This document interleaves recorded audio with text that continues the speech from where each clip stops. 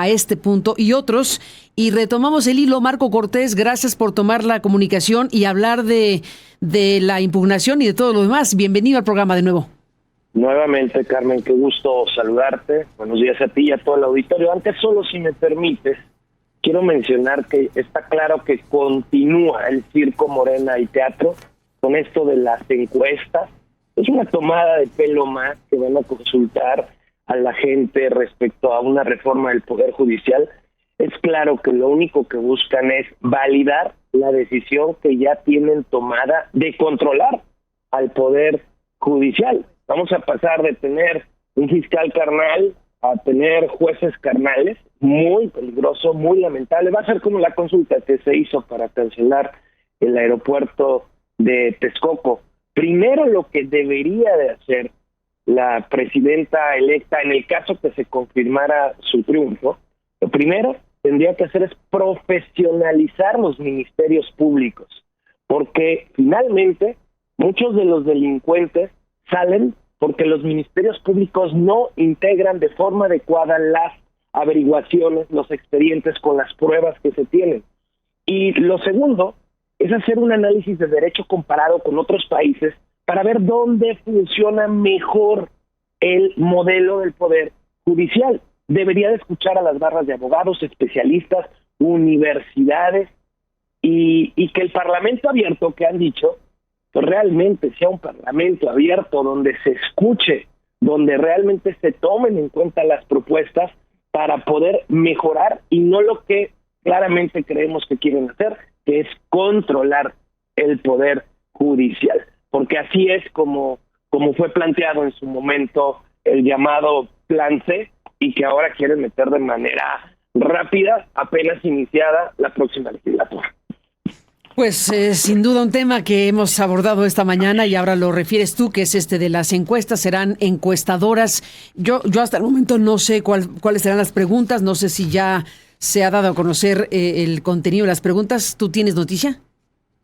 No lo tengo, pero mira, en todo esto el tema de las consultas, las que sí son realmente consultas que puede organizar el Instituto Nacional Electoral, hay temas que son temas de especialidad, como temas financieros, como temas de seguridad, que hasta se salvaguardaron para que esos no fueran así simplemente consultados. Y vaya, con el formato que puede tener el INE, que es serio en una consulta.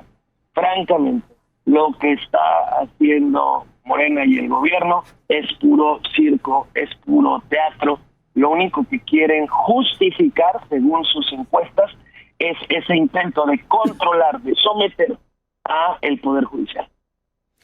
Bueno, pues hablaremos de ello desde luego una vez que ocurra este proceso, pero sí ya ahora mismo que se anunció que van a levantar estas encuestas en el país para que el lunes mismo se tenga resultado. Bueno, pues sabremos de ver qué resulta de todo esto, pero bueno, pues vamos también, te propongo, por razones otra vez de tiempo, siempre el tiempo es un tirano, aquí detengamos en lo que acaban de ustedes de dar a conocer, lo que adelantabas ayer sobre una impugnación a la elección de la presidencia de la República. Ya ustedes han presentado esto, hablamos más temprano en la segunda parte de la entrevista con Xóchitl Gálvez, donde ella habló de su impugnación como persona y política ante el tribunal.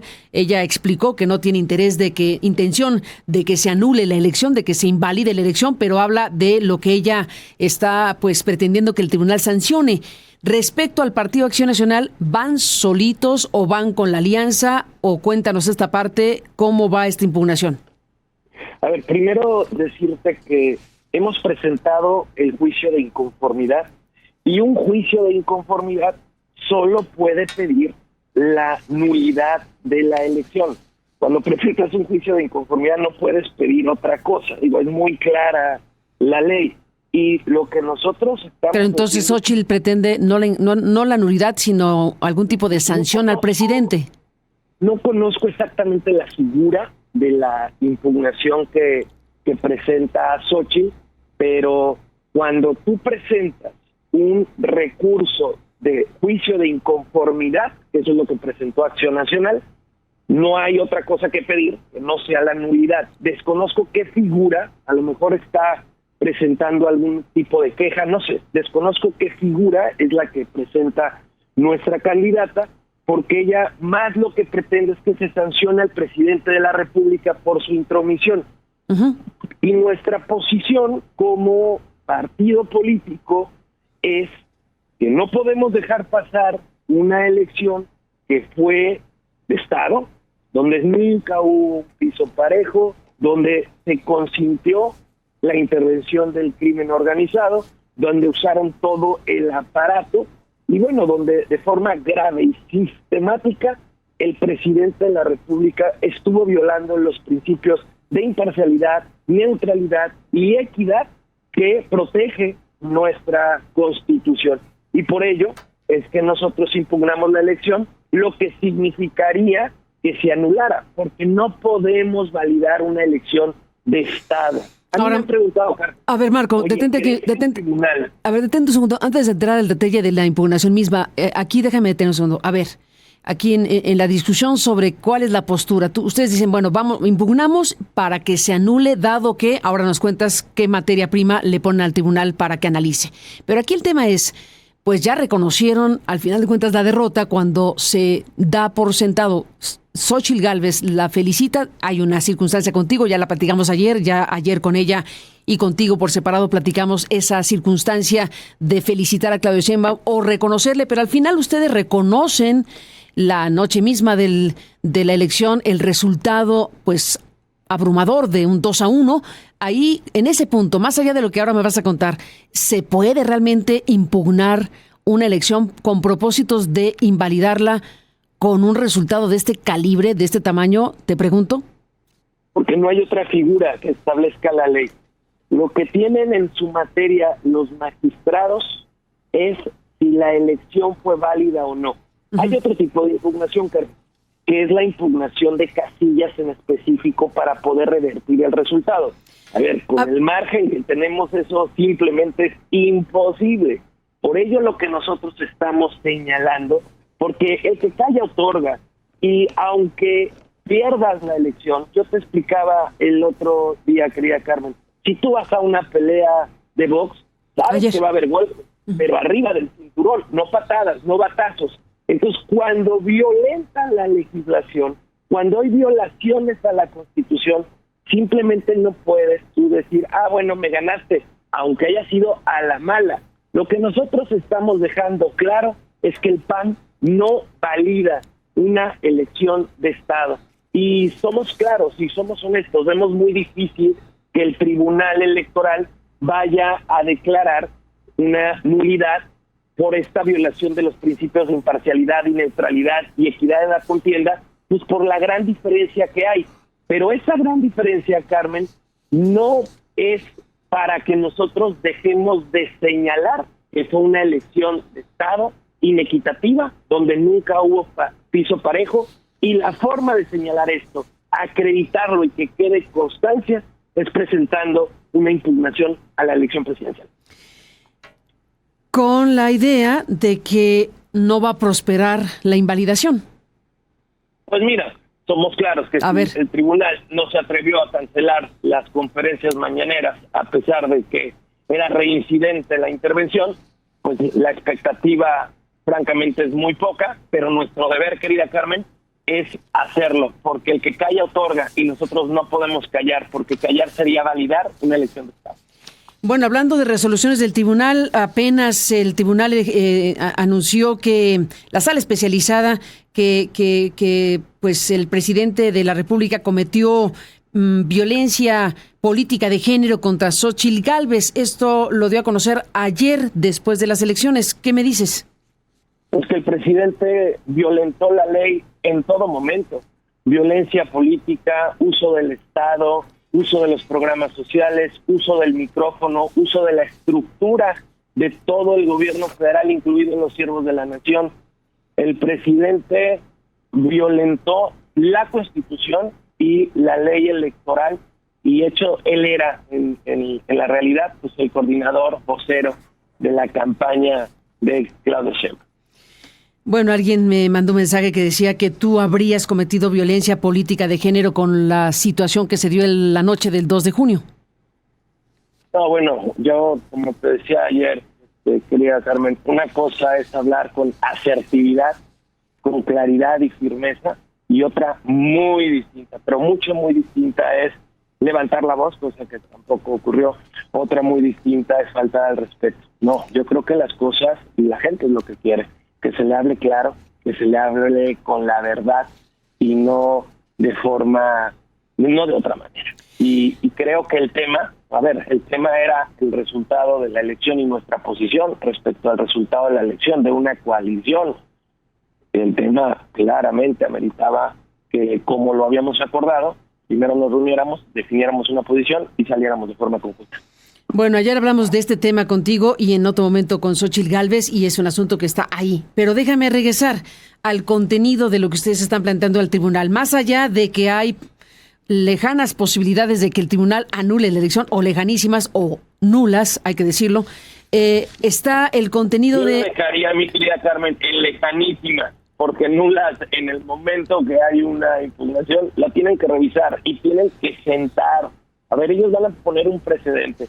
Hubo violaciones, yo creo que al final el tribunal va a terminar diciendo, sí, hubo muchísimas violaciones a los principios de imparcialidad, neutralidad, equidad. No pueden desdecirse de lo que ellos mismos ya han dicho.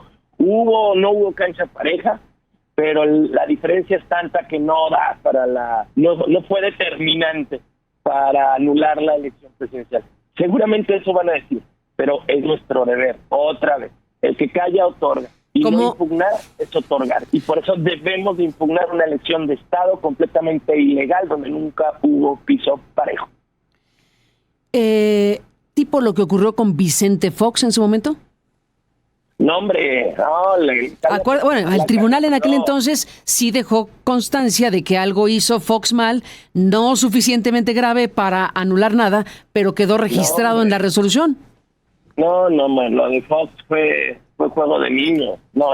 A ver, aquí el coordinador, el vocero, el operador, el que hablaba bien de los candidatos, el que atacaba a los nuestros, fue el presidente de la República. Era el manager de la campaña. No.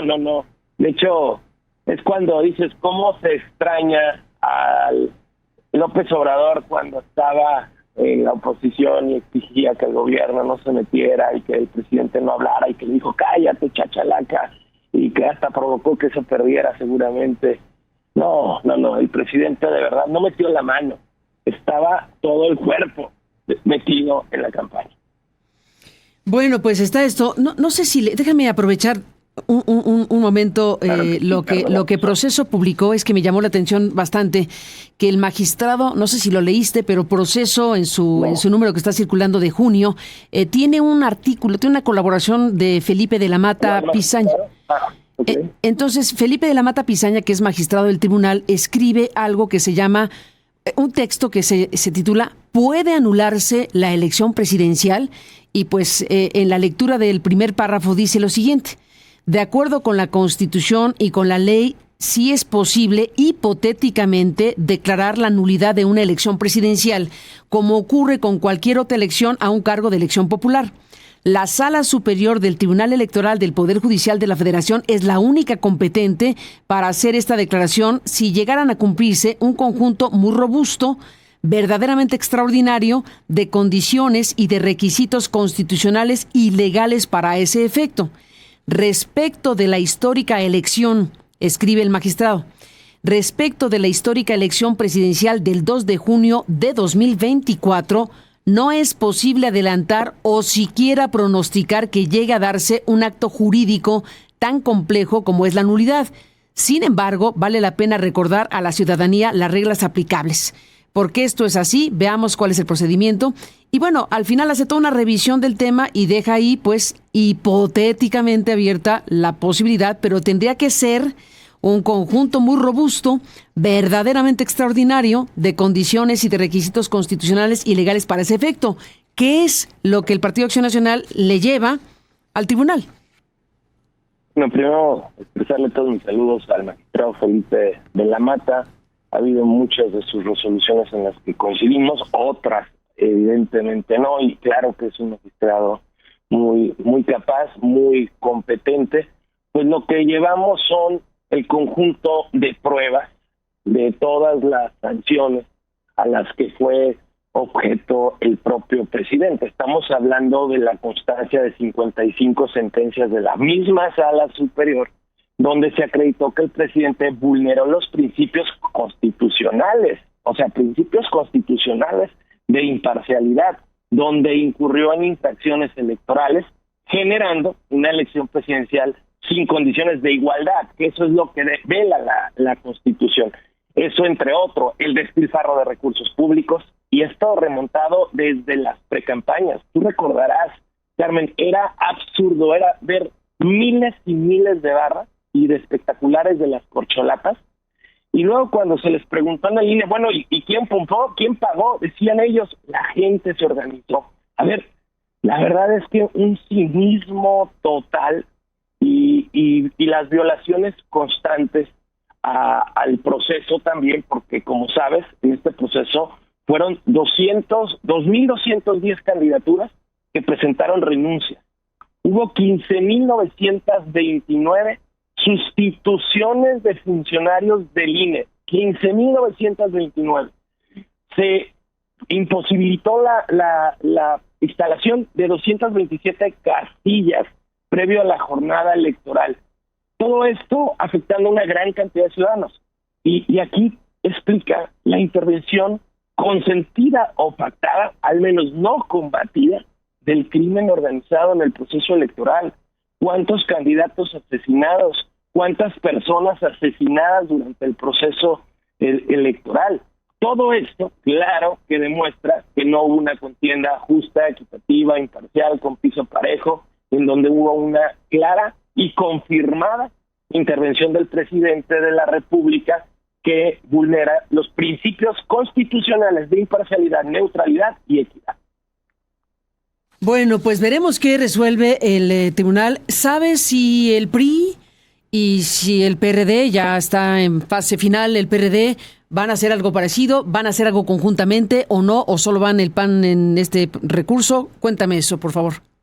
A ver, el día de ayer presentó un recurso, eso nos informó el presidente del Partido Revolucionario Institucional, Alejandro Moreno, él por su cuenta, y nosotros con el PRD presentamos este recurso al que te estoy haciendo referencia. O sea, este recurso lo presentamos de forma conjunta, Acción Nacional y PRD, y según lo que nos informó el presidente del PRI, ellos presentaron su propio recurso de impugnación por separado. ¿Y se sabe si es parecido o tiene otra cosa? No conozco el texto, mi querida Carmen, te estaría mintiendo. ¿Esto qué significa? ¿Que la alianza ya va por su lado? El PRD, bueno, pierde registro, no tiene presencia federal, está impugnando a su vez para ver si logra algo muy, muy difícil o casi imposible, que es rescatar el registro. Pero al final de cuentas estamos hablando de una alianza muy compleja contra natura, si nos vamos a las raíces históricas de cada partido político, pero que finalmente fueron juntos en esta elección PRI-PAN-PRD. ¿Esa alianza se muere ya con esta elección del 2 de junio o van a ir juntos en el Congreso? ¿O qué va a suceder con esto? Mi querida Carmen, primero decirte, elecciones para el siguiente año solo va a haber en 2 estados y solo de presidentes municipales, que es Durango y Veracruz. Esas son solo las elecciones que habrá. En materia legislativa, más allá de que continúe o no continúe una suerte de coalición, yo lo que te diría, tenemos un mandato, Carmen, y el mandato es, porque así como votó un 50 y tanto, 59% por ese proyecto, un 40% de gente que no votó por ese proyecto. Y el mandato que tienen las diputadas y diputados, las senadoras y los senadores, es de cuidar la Constitución, de cuidar los contrapesos, de cuidar los equilibrios. Y vamos a ver, querida Carmen, ahora sí, de qué está hecho cada grupo parlamentario, del que está hecho cada legislador, y yo te aseguro, porque los conozco perfectamente bien, porque los elegimos con muchísimo cuidado. Las y los legisladores del PAN, senadores, diputados, van a ser las bancadas más sólidas, más fuertes, las más resistentes ante los embates del autoritarismo. Y yo de verdad confío, de verdad deseo, porque al final así es como le pedimos el voto a las y los mexicanos, que los partidos de nuestra coalición y hasta el partido de MC, que se dice oposición, que van a tener 4 o 5 senadores, y son necesarios, de hecho, para poder contener una reforma constitucional o cualquier debilitamiento de la Corte, que todos nos mantengamos muy firmes. Y aquí el llamado es nuevamente a la sociedad a que haga una auditoría permanente, un escrutinio de cada voto, de cada legislador, para que sea congruente y consistente en esa defensa de la libertad, de la democracia, de los contrapesos institucionales que México requiere. Yo confío, porque ahí es donde finalmente se va a ver si todo este esfuerzo valió la pena o no, porque ahorita en el Senado no tienen mayoría calificada. Y yo confío que no la puedan adquirir, que no la puedan comprar, que no lo puedan presionar a ningún legislador, porque eso es lo que nos daría solidez y entonces le podríamos decir a la gente finalmente valió la pena. Pero por lo pronto, con el Grupo Parlamentario de Acción Nacional en ambas cámaras, te aseguro que México cuenta, querida Carlos. Bueno, déjame entrar en materia respecto a las críticas a tu persona, que son varias y que desde luego las debes tener bastante ya registradas. Están voces como las de Martín Orozco, el exgobernador de Aguascalientes, que es muy severo contigo, Damián Cepeda, en fin, hay voces del PAN que están diciéndote cosas importantes. Y déjame detener en el comunicado que emitieron figuras relevantes de tu partido, exgobernadores de diferentes estados, Francisco Ramírez Acuña, Pancho Barrio, Canales Clarión, López Santillana, Medina Plasencia, Patricio Padrón Laviada, Marco Adame, Alberto Cárdenas, Marcelo de Santos, Ignacio Loyola, José Guadalupe Osuna, Juan Carlos Romero Hicks. Este mensaje que incluye a Ernesto Rufo Appel, y bueno, que te están planteando, están planteando un urgente llamado al PAN, y quiero saber qué dice Marco Cortés, el dirigente nacional del PAN, sobre esto. Están diciendo en esta comunicación que está circulando que al PAN que al PAN nos dijo, o sea, que la gente al final de cuentas dijo que no lo quieren, que no quieren al PAN en la presidencia, ni la mayoría en los puestos federales y locales que se eligieron el 2 de junio, y la votación que obtuvimos muestra una franca tendencia declinante y constante a la baja. Y dicen en uno de los puntos de su comunicado llamado Unidos por México: el PAN nos gritó fuerte, cambias o te vas. El PAN debe cambiar, ¿hacia dónde? Y viene aquí una serie de reflexiones que me detengo nada más en esta última parte, que dice: para alcanzar los objetivos de vivir con autenticidad, honestidad política y decisión de nuestro trabajo con transparencia, bueno, para alcanzar esto exigimos, aquí va, a nuestros actuales directivos, no adelantar el proceso de sucesión de la presidencia del partido con acuerdos concertados con los padroneros que tanto daño han hecho al PAN. Nuestro presidente Marco Cortés debe dar testimonio que debemos manejar nuestra democracia interna como exigimos del gobierno lo haga con toda la nación. Primer punto: abrir de inmediato el PAN a la ciudadanía que no milita en el propio PAN. Analizar y debatir juntos, panistas y ciudadanos, los mecanismos para no tener nunca más un México de elección inequitativa. En fecha próxima convocaremos a sesiones de trabajo. Reconocemos el trabajo de Xóchitl Gálvez y otros mensajes. Pero aquí están diciendo este mensaje: no adelantar el proceso de sucesión y no hacer acuerdos con lo que llaman padroneros. ¿Qué dice el presidente del PAN a este mensaje de los exgobernadores panistas?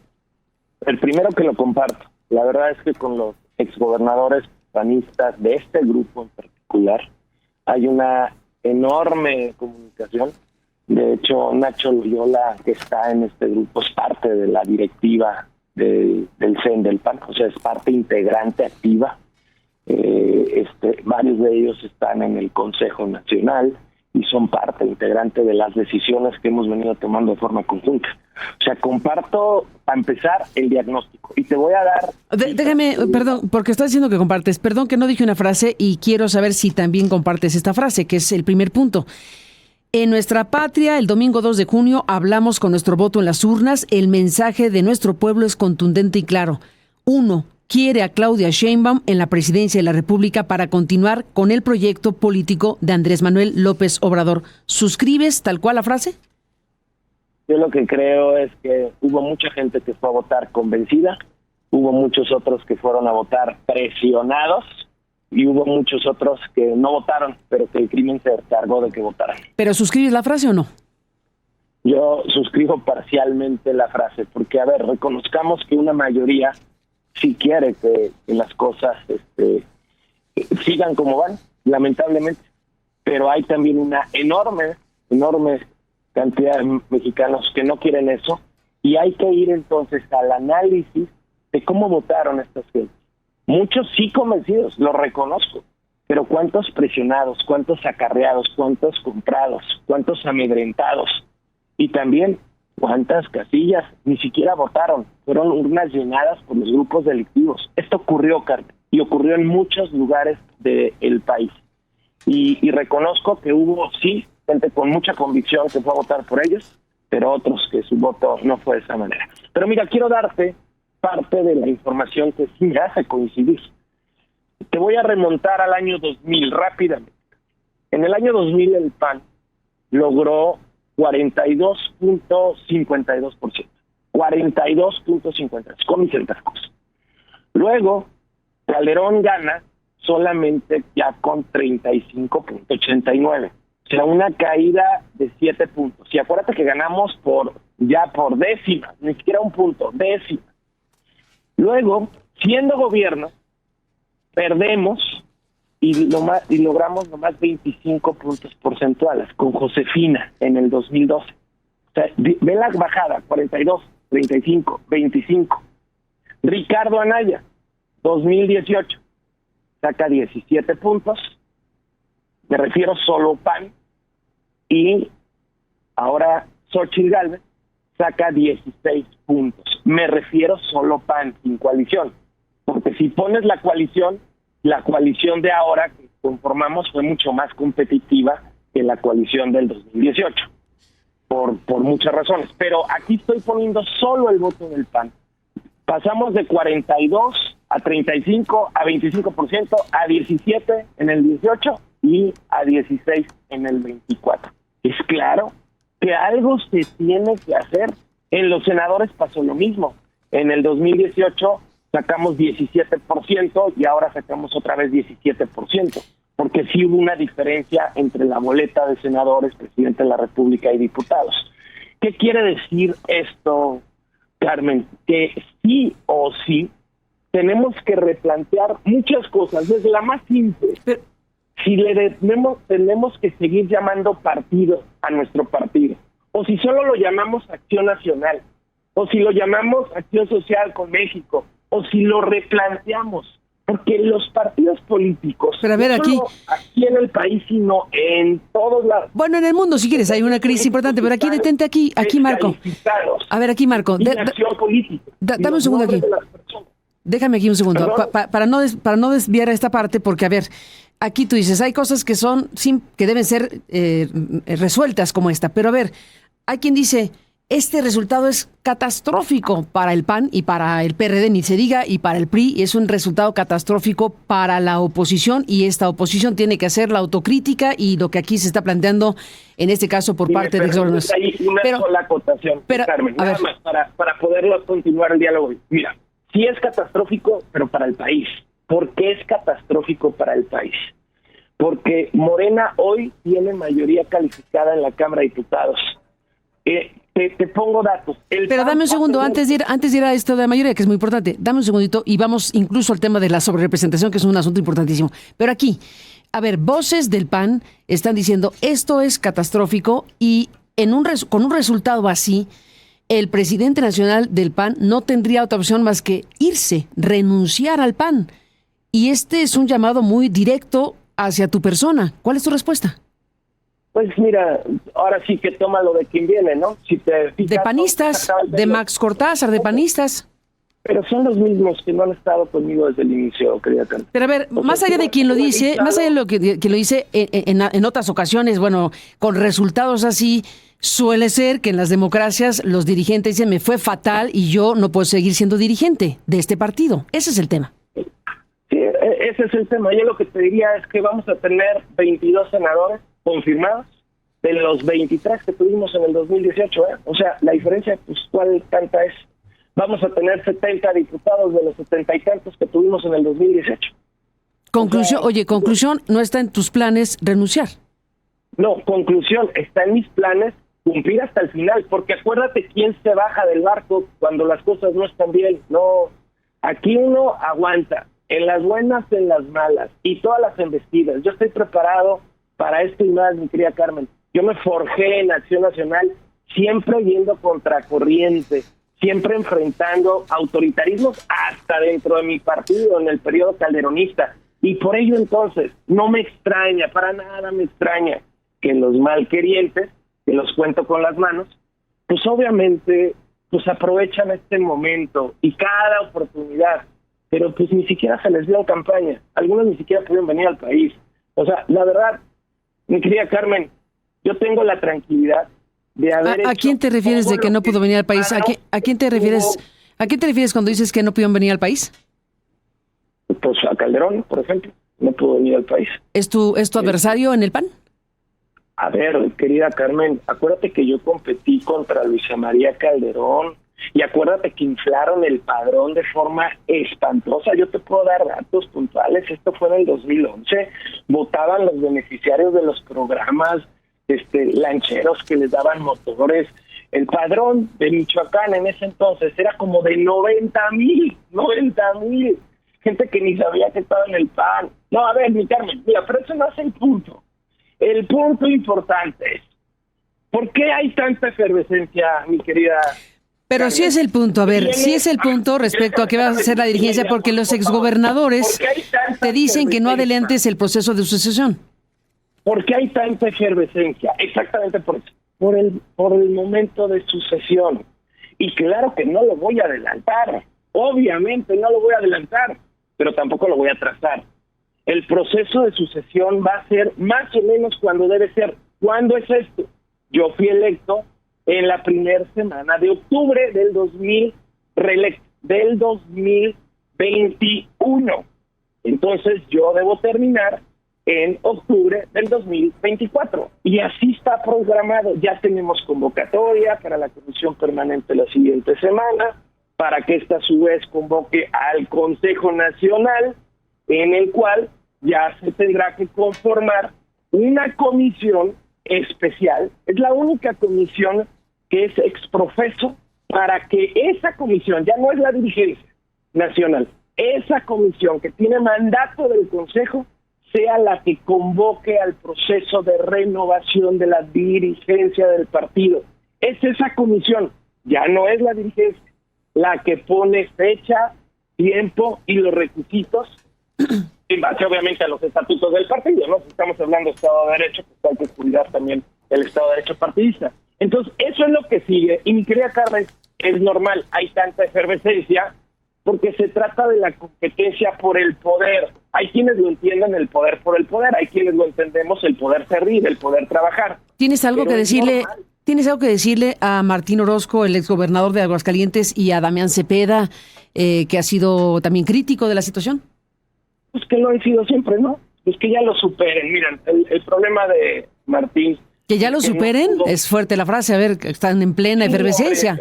¿Que superen qué? Que lo supere, porque su molestia de Martín fue que se religió en su momento Tere Jiménez.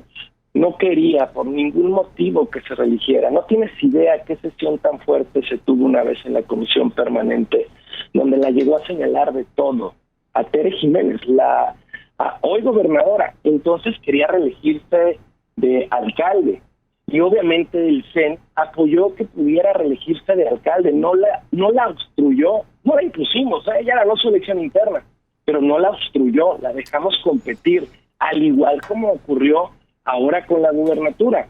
Él quería que fuera otra persona, pues resulta que Tere era la que podía ganar, la que tenía las mejores condiciones, y volvió a ganar Tere Jiménez. Entonces, pues que ya lo superen, no pasa nada. Pero ¿qué dices de, bueno, eso de Martín Orozco, pero qué dices de Marco Cortés? A ver, dice Marco Cortés, le hizo gran daño a las campañas Marco Cortés. Eso dice Max Cortázar. Bueno, ¿qué le puedo decir? Que el buen juez por su caja empieza, porque Sol fue responsable de la estrategia de la campaña. Nosotros, francamente, pues lo que nos tocó fue proponer candidatos en todo el país, y vaya que propusimos muy buenos candidatos y podríamos desglosarlos. La estrategia de campaña, los mensajes de campaña, pues todo eso lo tenían precisamente ellos. Creo que nos deberían dar una explicación. Bueno, déjame entrar en la parte final de la entrevista y entrar en un asunto que ayer mencionaste y que es prioritario en este momento discutir, que es el asunto de la sobrerepresentación. ¿Qué va qué va a suceder en función de este tema en el tribunal? Porque al final de cuentas, bueno, pues ahí se juega la mayoría calificada, ¿se juega ya le qué? Estamos encontrando el hilo. A ver, ¿se juega qué ahí? A ver, primero explicar qué está sucediendo. Lo que se juega, no te puedo decir cuál es ahorita la estrategia, ya le estamos encontrando el por dónde jurídicamente vamos a entrar muy fuerte en este argumento, pero el tema es muy sencillo. 40% de los mexicanos no votaron por ese proyecto. La Cámara de Diputados no puede darles entonces a ellos el 70%, porque los está sobrerepresentando. Muy bien, la Constitución dice, puede haber una sobrerepresentación hasta del 8%. Y nuestra exigencia es un apego irrestricto a lo que dice la Constitución, pero en su interpretación amplia. No le des más representación a quienes hoy tienen el proyecto ganador, porque entonces estás vulnerando el mandato popular de los que no votaron por ellos, pero que también deben de ser escuchados y que son las minorías. Un 40% de las y los mexicanos no votó por ese proyecto. Y ese 40% debe estar representado también en la Cámara de las y los diputados, con el límite máximo de subrepresentación, ahí es subrepresentación de 8%, pero no más, porque si no, lo que estamos haciendo es violentar, es no respetar el voto popular. A ver, aquí está el tema de la Constitución, el tema del COFIPE, un asunto que tiene que ver con esto que permite la ley sobre las minorías, pero aquí una cosa es que lo hagas por partido y otra aplica diferente para coalición. ¿Qué está sucediendo con esta parte de la historia que al final de cuentas parece que es la que va a definir? A ver, no logré entender muy bien. Sí, me refiero que en la discusión que se oye de los especialistas, se está hablando de que de una cierta manera, si se considera partido por partido, se asignan los plurinominales y de otra manera se asignaría si se considera coalición. ¿Hay dos criterios para asignar plurinominales? Claro, es muy claro. Lo que se establece es partidos, pero lo que el legislador, cuando hay una duda constitucional, por eso la Sala Superior del Tribunal Electoral es un tribunal constitucional, lo que deben de hacer es buscar interpretar qué es lo que quiso hacer el legislador constituyente para entonces, en base a esa interpretación, llevarlo a su resolución. Y yo lo que te aseguro que quiso hacer el constituyente, el legislativo, es decir, el proyecto ganador no puede estar sobrerepresentado arriba del 8% en el Congreso de la Unión. Así de simple. Eso fue el sentido, esa fue la razón.